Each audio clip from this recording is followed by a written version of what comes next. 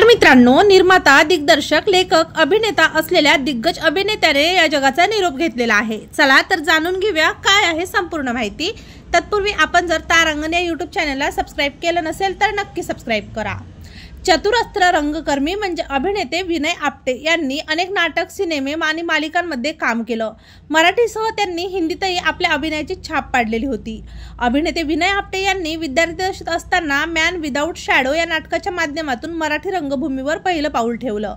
अभिनेते, दिग्दर्शक असणाऱ्या विनय आपटेंनी पुढे गणरंग या संस्थेच्या माध्यमातून अनेक कलाकृतीची निर्मिती केली। दूरचित्रवाणीच्या प्रांगणातला नाविन्याचा ध्यास घेतलेले सर्जनशील कलावंत म्हणून विनय आपटे यांना ओळखलं जातं।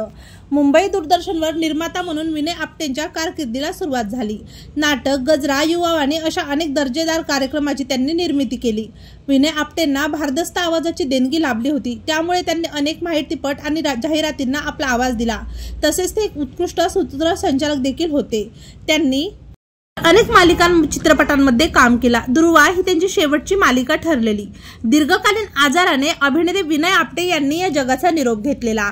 मृत्यूच्या वेळी ते 62 वर्षाचे होते। त्यांच्या पश्चात पत्नी वैजयंती कुलकर्णी आपटे व 2 मुले असा आप्त परिवार आहे।